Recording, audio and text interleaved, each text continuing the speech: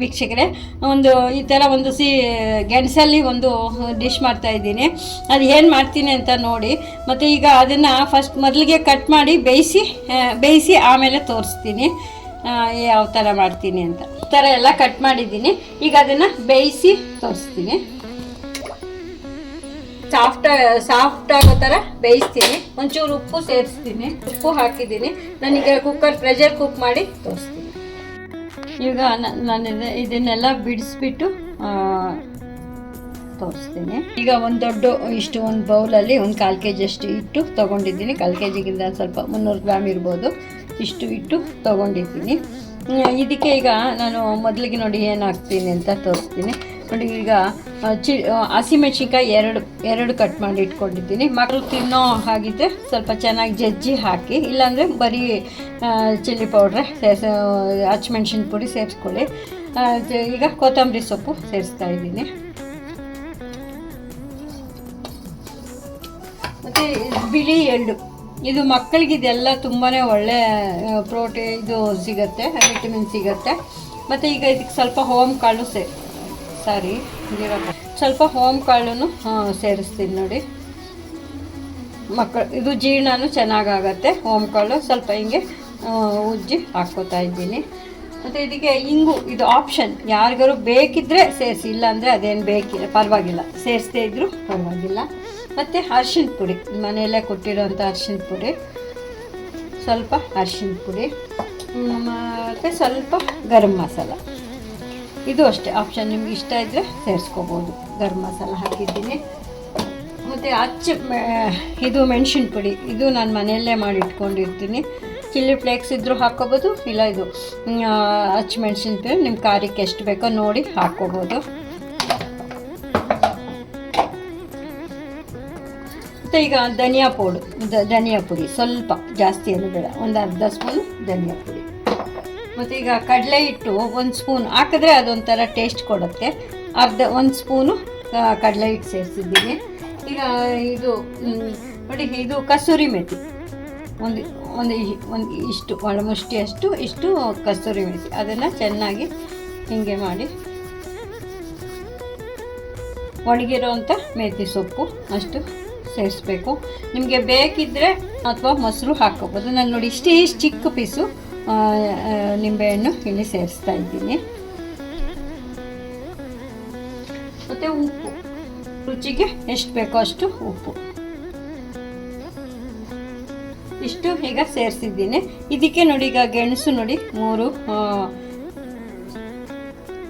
4 piece ತೊಗೊಂಡಿದ್ದೀನಿ. ಇಷ್ಟು ಇವಾಗ ಗೆಣಸು ಹಾಕಿ ಇದನ್ನು ಕಲಸೋದು. ನೋಡಿ, ಇದನ್ನು ಚೆನ್ನಾಗಿ ಈ ಥರ ಮ್ಯಾಶ್ ಮಾಡ್ಕೋಬೇಕು, ಬೇಯಿಸಿರೋಂಥ ಗೆಣಸು.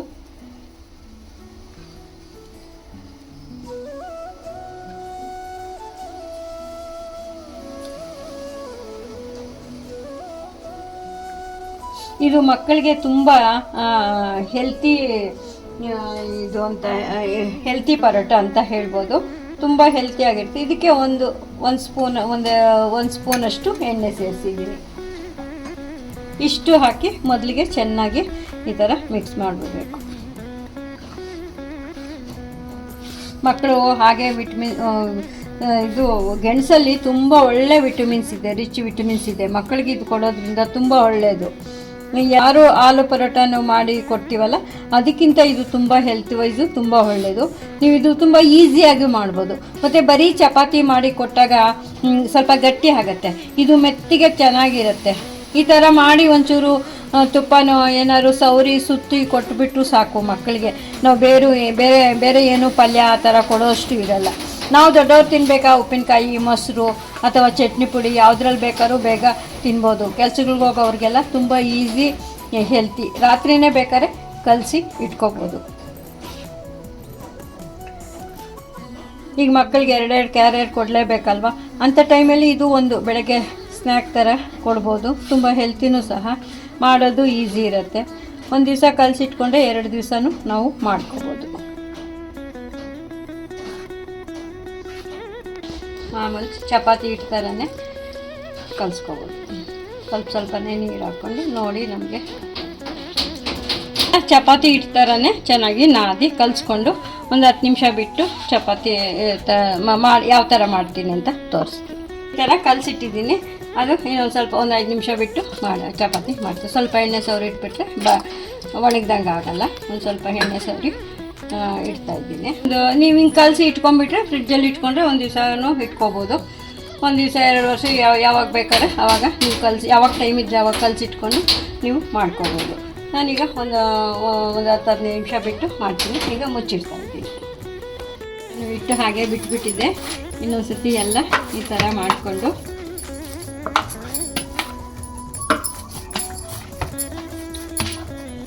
ನಿಮ್ಗೆ ಎಷ್ಟು ಉಂಡೆ ಬೇಕೋ ಅಷ್ಟು ದಪ್ಪ ಚಿಕ್ಕದು ನಿಮ್ಗೆ ಯಾವ ಥರ ಬೇಕೋ ಆ ಥರ ಮಾಡ್ಕೊಳ್ಳಿ.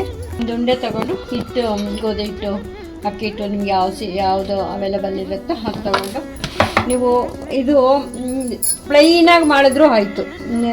ಇದು ಮರ್ಚಿ ಬೇಕಾದ್ರೆ ಮಾಡ್ಕೋಬೋದು ಚಪಾತಿ ಮಾಡೋ ಥರ. ಇಲ್ಲ ಈ ಥರ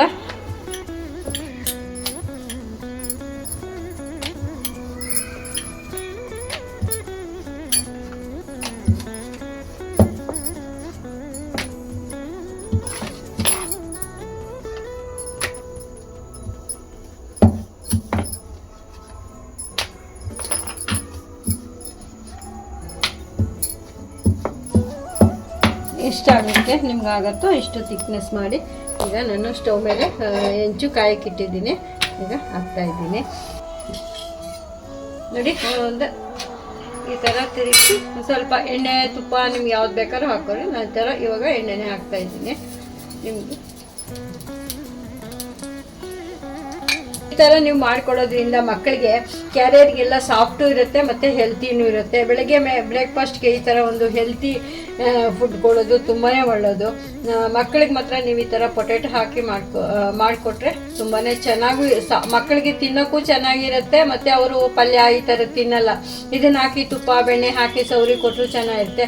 ಇಲ್ಲ ನಾವು ದೊಡ್ಡವ್ರು ತಿನ್ಬೇಕಾದ್ರೆ ಉಪ್ಪಿನಕಾಯಿ, ಚಟ್ನಿ ಪುಡಿ, ಮೊಸರು ಈ ಥರದ್ರಲ್ಲೂ ತಿನ್ನೋಕ್ಕೆ ತುಂಬಾ ಚೆನ್ನಾಗಿರುತ್ತೆ. ಎಲ್ಲರೂ ಹೋಗ್ಬೇಕಾದ್ರೂ ತೊಗೊಂಡೋದ್ರೆ ಇದು ಮೆತ್ತಿಗೆ ಚೆನ್ನಾಗಿ ಸಾಫ್ಟಾಗಿ ತುಂಬ ಚೆನ್ನಾಗಿ ಬರುತ್ತೆ. ನೀವು ಈ ಥರ ಎಲ್ಲ ಮಾಡಿ ತಿಂದು ನೋಡಿ. ಮಾಡಿ ತುಂಬ ಸಾಫ್ಟಾಗಿರೋಂಥ ಒಂದು ಪರೋಟನ ಮಾಡಿ ತುಂಬ ಈಸಿಯಾಗಿ ಮಾಡ್ಬೋದು, ತುಂಬ ಚೆನ್ನಾಗಿ ಮಾಡ್ಬೋದು. ನೀವು ಚಪಾತಿ ಥರ ಮಡ್ಚಿನೂ ಮಾಡಿ ನೋಡಿ. ಹೆಲ್ತಿ ಚಪಾತಿ ಈ ಥರ ಮಾಡಿ. Thank you.